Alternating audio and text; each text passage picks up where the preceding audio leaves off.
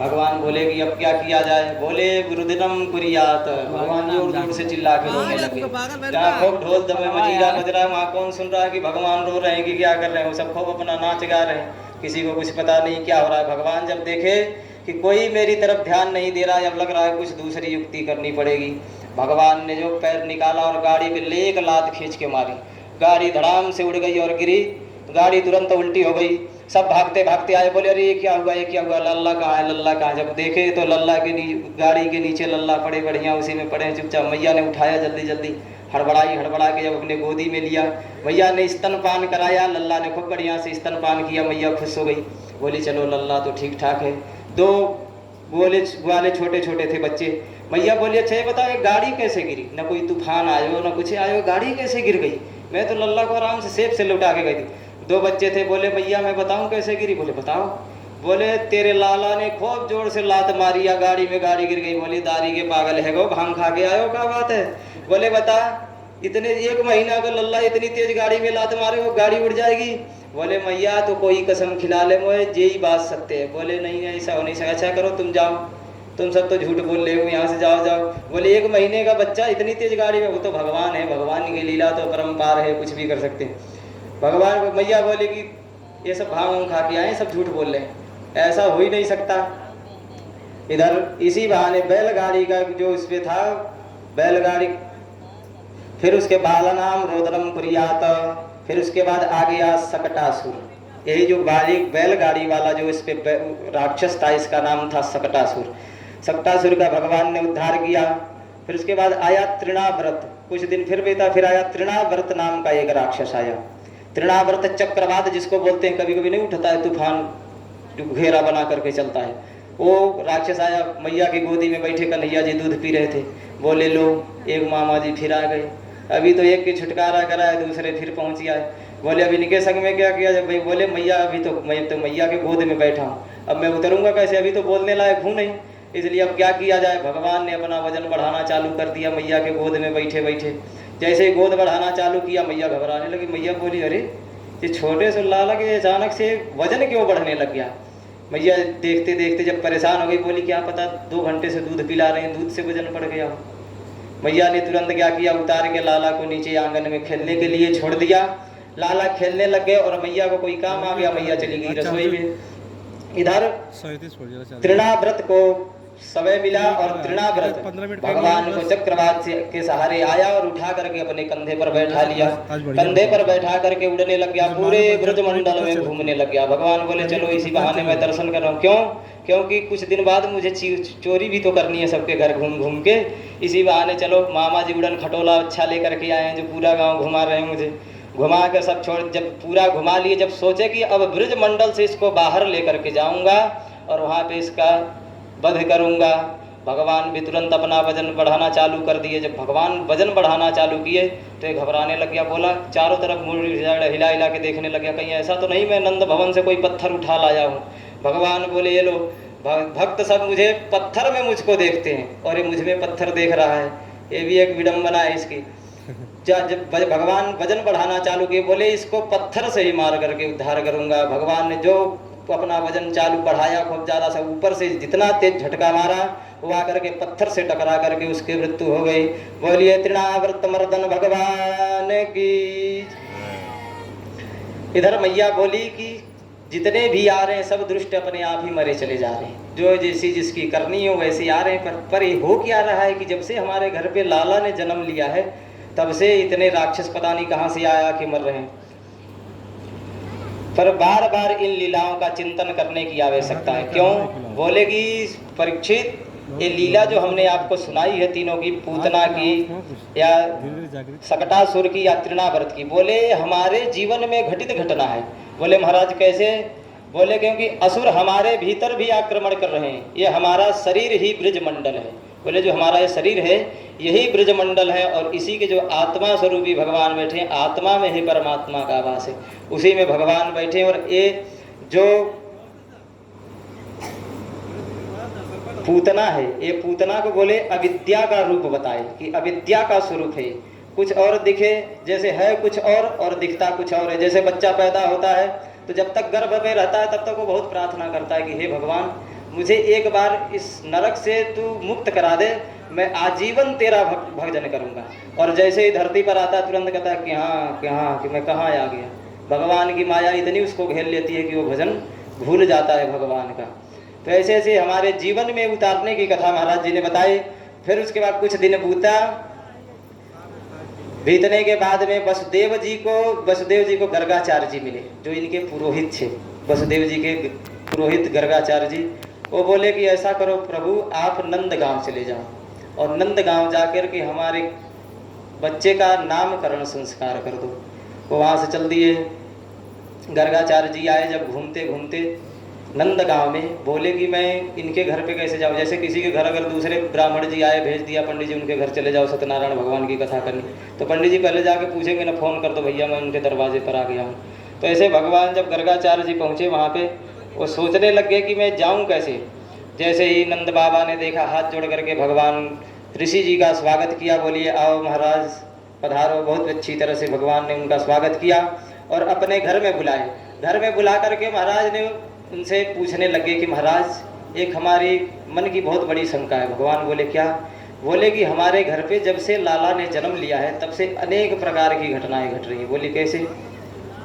बोले कि कभी पूतना आ जा रही है, कभी सकटासुर आ जा रहे हैं, कभी कोई ईश्वर आ जा रहे हैं, ऐसे ऐसे अनेक प्रकार की घटना हुई। तो ऐसा करिए इसकी ग्रह दशा देखिए महाराज कि हमारे लल्ला की कहीं कोई ग्रह दशा तो नहीं गड़बड़ है। महाराज बोले कि ग्रह दशा इसकी क्या? अच्छा बात है, इसका नाम बताओ। बोले महाराज नाम तो अभी इसका हुआ ही नहीं है, क्या नाम बताएं आपको? महाराज बोले ऐसा आप करो कि आप ही इसका नामकरण कर दो। गर्गाचार्य जी बहुत खुश हुए, बोले चलो इसने हमारे मन की बात कह दी, मैं इसे कैसे कहता कि लाओ तो मैं तुम्हारे पुत्र का नामकरण कर दूं। इसने हमारे मन की बात कह दी। बोले कि हाँ ये काम बढ़िया बताया तुमने, मैं तुम्हारे पुत्र का नामकरण जरूर करूँगा। गर्गाचार्य जी इधर अंदर जा कर के बता दे। बोले लेकिन एक शर्त पे तुम्हारे बच्चे का नामकरण का। बोले क्यों?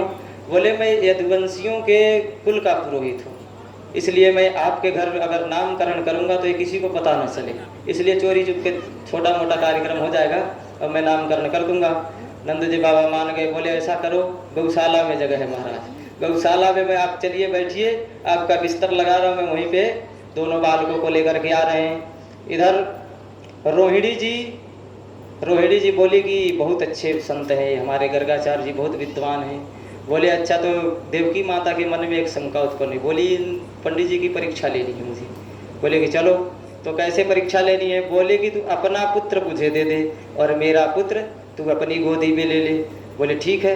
लेकर के आई, आकर के गर्गाचार्य जी के सामने बैठ गए। जैसे ही भगवान ने कन्हैया जी के ऊपर दृष्टि डाली तो भगवान गर्गाचार्य जी एकदम समाधि में लग गए। देखते ही रह गए, भगवान की अनेक छवियां उनके सामने दिखने लगी। गर्गाचार्य जी पहचान गए कि कोई और नहीं है, स्वयं भगवान इनके घर पर प्रकट हुए हैं। भगवान एकदम समाधि में खो गए, देखते ही रह गए। देखते मैया सोची कि भगवान का पता, गर्गाचार्य जी कोई नाम अच्छा से सोच रहे होंगे इसलिए समाधि में लगे हैं। महाराज देखते देखते 1 घंटा बीता, 2 घंटा बीत गया, 2.5 घंटा, महाराज ऐसे समाधि में ही लगे। बोले बाबा न हिल लो न डोल लो न कुछ बोल रहा है, इसके क्या हो गया, इसको बताए। तो नामकरण करने आए थे, पता नहीं दूसरी समाधि में खो गए। उन्होंने बोला कि क्या पता, मुझे तो ऐसे लग रहा है। रोहिणी जी बोली मुझे तो ऐसा लग रहा है बाबा की सांसें भी नहीं चल रही है, क्या पता सांसें भी अटक गई। रोहिणी जी बोली बाबा को जैसे 2 बार झटका मारा। अरे वो बाबा, जैसे उन्होंने हटका तुरंत भगवान जाके बोले कि अरे क्या हुआ मैया? बोले कि अरे मैं तो नामकरण कर। बोले भाई बाबा ऐसो नाम नहीं, कैसो नामकरण मत करो कि हम ही डर जाएं। हम तो एकदम डर ही गए कि महाराज बाबा को क्या हो गया। बाबा जी ने तुरंत उसके बाद जैसे ही उन्होंने दूसरे पे दृष्टि डाली तुरंत देख लिया। बोले अहम रोहिणी पुत्र। भगवान तुरंत बता दिए जो तेरे गोदी में लल्ला है ये तेरा नहीं है, रोहिणी का पुत्र है। भगवान बोले ये आगे चल कर के महाबलशाली होगा, उसका नाम बलराम रख दिया। बोले महाराज अब इसका क्या नाम है? बोले इसका नाम, महाराज जी बोले इसके तो तमाम नाम हैं, विष्णु सहस्र नाम, गोपाल सहस्र नाम, सब इसी के नाम अंते भरे हैं। मैया बोली बाबा इतना नाम नहीं चाहिए, कोई एक चौकों से देख के नाम के रख दो। भगवान बोले चलो अच्छा इसी के। फिर का भगवान ने इनका नाम गर्गाचार्य ने कृष्णा रख दिया। बोले इसका मतलब क्या है? बोले कृष्ण दीयति कृष्ण, जो अपनी छवि से सबको आकर्षण कर ले उसका नाम कृष्ण है। मैया बोले कि छवि से अपना, फिर बोले मैया बाबा जी थोड़ा इसका भविष्य भी बता दो। बोले भविष्य इसका कि आगे चल के बहुत बड़ा चोर होगा। बोले मैया क्या बात कर रहे हो? बोले चोर चोरा ग्रान्याम चदुकूल चौरम, बोले कि ऐसा ही चोर नहीं है, ये इतना बड़ा चोर है, चोरों का सरदार होगा। तो भगवान इसमें कई तरह की विधा बताए गर्गाचार्य जी की। चोर एक तो सबके पापों का संचित चोर करने वाला, जो सबका पाप हरण करने वाला भी चोर बता दिए इनको। और दूसरा बताया कि गोपांगनानाम चदुकूल चौरम, कि गो कभी चीर हरण करेगा वो भी चोरी करेगा, कभी माखन की चोरी। भगवान बोले कि ये महाराज ये तो अगर इतना बड़ा चोर होगा, बोले घबराने की कोई बात नहीं है, चोरों का सरदार होगा, लेकिन ये ऐसा चोर नहीं होगा कि मतलब तुम्हारे नाक कट जाएगी, ऐसा कोई धब्बा कभी नहीं लगने देगा। फिर उसके बाद कुछ दिन बीता, भगवान का नामकरण हुआ, दोनों लीला करने लग गए। इधर बलराम जी और इधर बाल कन्हैया लाल जी, कभी ठुमुक ठुमुक चलने लग गए, कभी करधन चलने लग गए, कभी चंदा के लिए लड़ जाते तो कभी कुछ। कभी एक बार चंदा के मैया बोले, भाई भगवान बैठे बैठे रो रहे थे, बोले क्या चाहिए? चंदा को देख करके रो रहे थे कि मुझे चंदा ही चाहिए। भगवान बोले मुझे चंदा ही चाहिए। बोले कि बाल हट और त्रिहट, बहुत जबर हट बताया गया है कि अगर कोई स्त्री भी अपने हट पर आ जाए कि मुझे चाहिए ही चाहिए, तो उसको चाहिए ही चाहिए, चाहे कुछ भी हो जाए, वो मानने वाली नहीं है। इसी तरह से बाल हट है, अगर बालक किसी चीज़ के लिए अगर रोने लग जाए तो उसको चाहिए, चाहे कहीं से ला करके दो, लेकिन तो भगवान बोले मुझे चंदा ही चाहिए, चंदा ही चाहिए। भगवान मैया बोली अब चंदा कैसे लाया जाए? मैया ने एक उपाय किया कि थाली में पानी भर करके रख दिया और उसमें चंदा की परछाई दिखाने लग गए। बोले दे चंदा मिल गई। बोली ये चंदा नहीं, मुझे वही चंदा चाहिए। वही मैया बड़े चक्कर में पड़ी, बोली ये चंदा कहाँ से लाऊं तुझे? फिर उसका मैया बोले ऐसा ऐसा अगर तू चंदा के पीछे चक्कर में झूठा ही पड़ो है, मैं तो बहू ला दूंगी। भगवान चंदा का चक्कर छोड़ दिए, बोले मुझे बहुए चाहिए अब तो, और वो अभी चाहिए। मैया फिर चक्कर में पड़ गई, बोले किसी तरह से भगवान को समझाया बुझाया। इधर बाल गोपाल चौर विद्या प्रचार मंडल खुलने लग गया। भगवान ने सभी गोपगणाओं को बुलाया और एकत्रित किया। बोले एक खेल और खेलेंगे। भगवान बोले, ग्वाल मंडल सब बोले कि कौन सा खेल खेलेंगे? बोले चोरी करेंगे। बोले कौन सी चोरी? बोले ऐसी वैसी चोरी नहीं करेंगे, सबके घर में माखन की चोरी कर। बोले भैया हमने तो कभी सीखो नहीं है चोरी करना, ये सब तो तू ही जानता है, हमारे तो आता नहीं है चोरी वोरी करने। तो ऐसा बोले कि पहले ऐसा करो, सब लोग अपने अपने घर में चोरी करो, सब लोग अपने अपने घर में जाकर के चोरी करो। सब अपने अपने घर में जाकर के चोरी, कोई पिट गया, कोई पकड़ गया, कोई मारा गया, जो बच गए। भगवान बोले क्या हुआ? सब जिसने जिसने मार खाई वो बोले भैया आज के बाद तो हम चोरी नहीं करेंगे।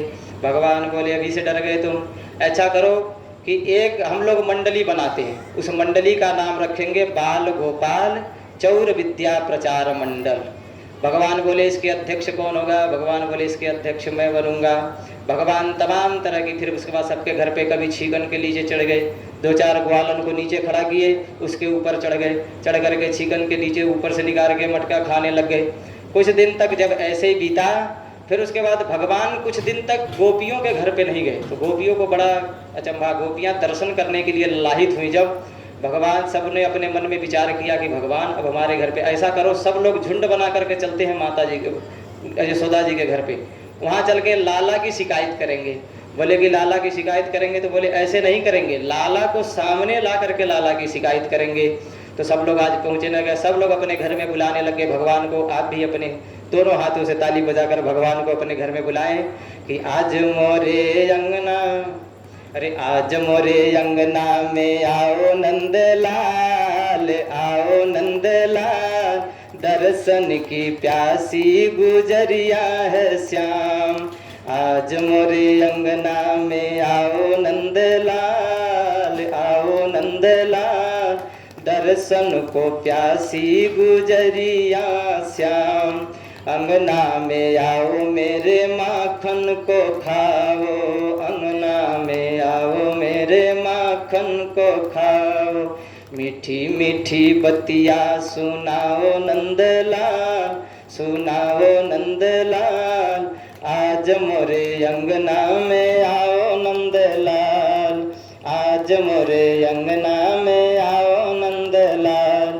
गोरी गोरी मटकिन में गोरी गोरी दहिया, गोरी गोरी मटकिन में गोरी गोरी, या प्यार से भोग लगाओ घनश्याम, लगाओ घनश्याम, आज मोरे अंगना में आओ नंदलाल।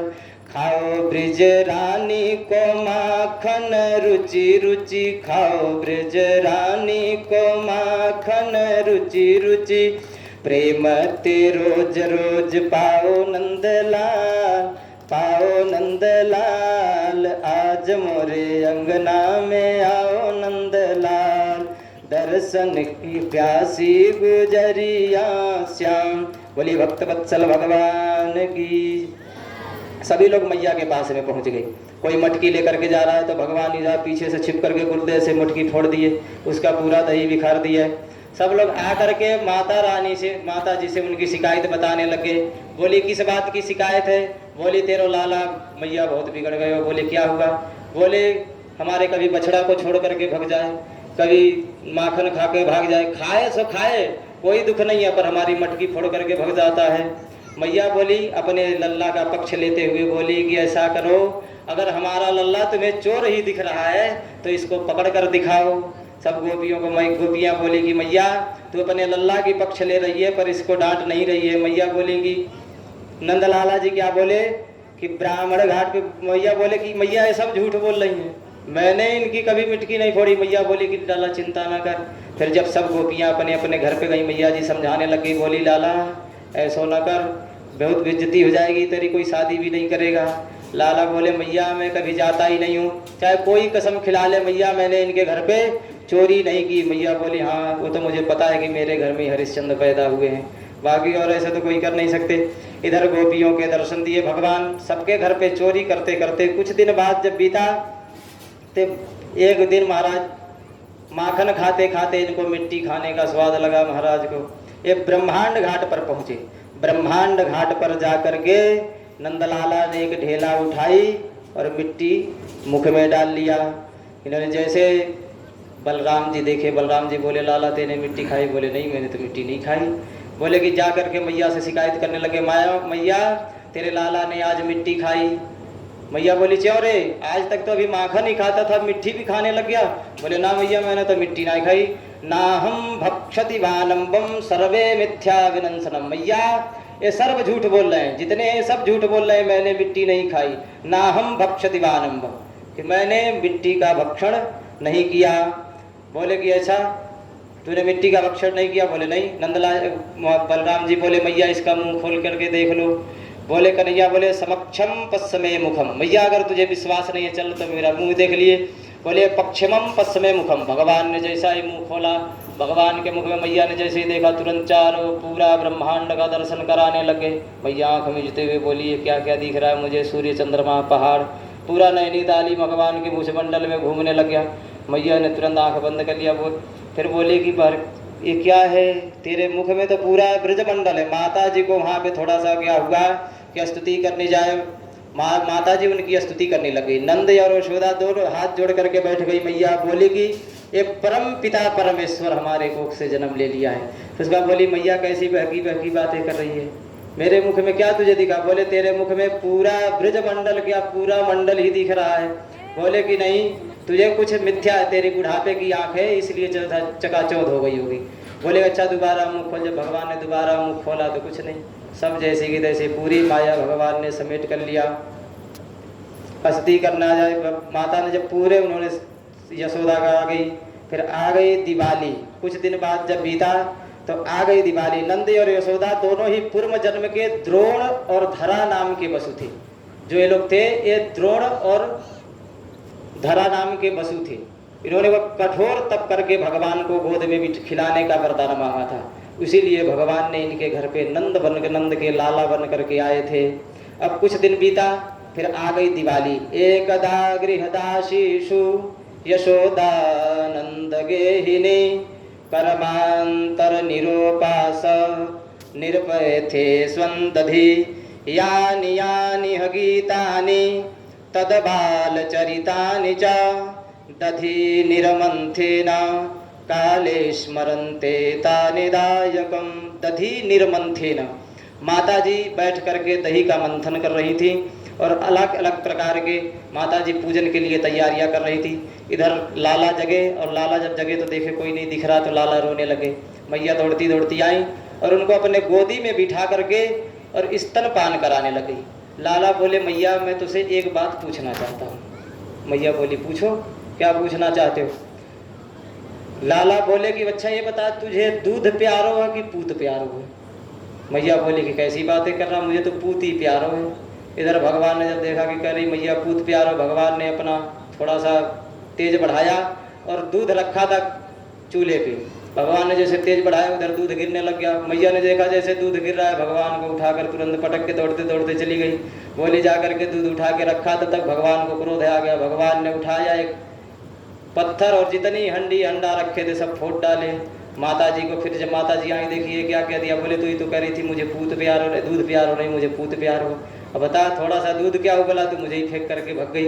इसलिए भगवान क्रोध में आकर के सब तोड़ डाले। मैया ने उठाई साटी और लाला को दौड़ाने लगी। लाला भगने लग गए। मैया बूढ़ी सी तो ही दौड़ाने लग गई, पूरे चारों तरफ आगे आगे लाला भागे, पीछे पीछे मैया भागे। जब मैया दौड़ाते दौड़ाते थक गई, जब भगवान हाथ नहीं आए तो उसके बाद लेकर के बैठ गई। बोली लाला आजा। बोले नहीं तू मारेगी, मैं तेरे पास नहीं आऊँगा। बोले नहीं मारूंगी, आजा। बोले नहीं तो फिर ये साटी लेकर के क्यों बैठी है? बोली लाला ये तो बुढ़ापे की एक सबको लेना पड़ता है, इसी नहीं जब बुढ़ापा आ जाता है तो लाठी के सहारे चलना पड़ता है, इसलिए लाठी लेकर के बैठी हूँ। बोले नहीं नहीं लाठी ले गई, ले या तो लाठी फेंक दे तब तो मैं तेरे पास में आऊँगी। मैया ने संटी रख दी अलग। बोली अब आजा। बोले कि सही बता मारेगी नहीं? बोली नहीं मारूंगी। लाला आए और जैसे आए तुरंत मैया ने पकड़ लिया। बोली चला अच्छी तरह से तेरी पूजा करूंगी। भगवान का नैया रोने लग गए। बोले कि मैया तू तो झूठ बोल रही है, पहले तो बोली नहीं मारूंगी और अब कह रही है कि नहीं मारूंगी। भगवान रोने लगे। फिर उसके बाद जब देखा भगवान ने प्रार्थना किया, यदि हम दंगूलम नूनम यदि यदबंधनम। माता जी ने बहुत भगवान कन्हैया ने जब भगवान कन्हैया की जब छवि देखी तो माता जी मोहित हो गई। बोले अच्छा चला ऐसे नहीं मान, लेकिन तेरी गलती की तो सजा तुझे देनी पड़ेगी, नहीं तो फिर बिगड़ जाएगा। तो माता जी ने आज क्या किया, भगवान को रस्सी से बांधने लग गई। और जितनी बार रस्सी से बांधे हर बार 2 अंगुल रस्सी कम पड़ जाए, फिर जाए अंदर से रस्सी लेकर के आए, फिर 2 अंगुल रस्सी कम पड़ जाए। भगवान अपनी लीला किए ही जा रहे हैं, फिर रस्सी लेकर के आए, फिर 2 अंगुल रस्सी कम पड़ जाए। बोले यहाँ पे 2 अंगुल ही रस्सी क्यों छोटी पड़ी? भगवान ने परीक्षित जी बोले महाराज ये 2 अंगुल रस्सी आखिर में जितनी बार लाते थे क्यों छोटी पड़ी? बोले मनुष्य का पुरुषार्थ, 1 अंगुल मनुष्य का पुरुषार्थ और दूसरा भगवान का प्रेम वात्सल्य। बोले कि जैसा मनुष्य का पुरुषार्थ रहता है, जैसा कर्म रहता है, भगवान उसके संग में वैसे ही आते था। जब दोनों एक जगह बराबर होते हैं तब जाकर के रस्सी पूरी बंधती है, तब जाके जन्म मरण का चक्कर छूटता है। पुनरपि जननम पुनरपि मरणम पुनरपि जननी जठरे शयनम। कि जब तक ये पुरुषार्थ और भगवान का परमार्थ एक संग में नहीं मिलेगा तब तक अनेक जन्म में अनेक अपने कर्म के योनि में भगवान इसी तरह से 84 लाख योनि में भटकाते रहेंगे। तो इसलिए 2 ही अंगुल रस्सी कम पड़ती चली गई। बोले इष्टवा परिश्रमम कृष्ण कृपया शीर्षि बंधनम। भगवान को ओखल से बांध दिया और ओखल से बांध करके चली गई। भगवान जब देखे कि अब चारों तरफ कोई नहीं दिख रहा है तो 2 वृक्ष थे नंद जी के भवन में, 2 वृक्ष थे। भगवान क्या किया उसी के अंदर से निकल गए और ओखल उसी में जाकर के फंस गई। ओखल जब फंस गई तो भगवान ने ओखल फंसा के खूब जोर से झटका मारा और दोनों वृक्ष गिर गए। उसमें से 2 युग पुरुष प्रकट हो गए भगवान, और दोनों ने हाथ जोड़ करके भगवान के आगे दंडवत किया। दिष्टवा परिश्रमः कृष्ण कृपया शीर्षि बंधनम।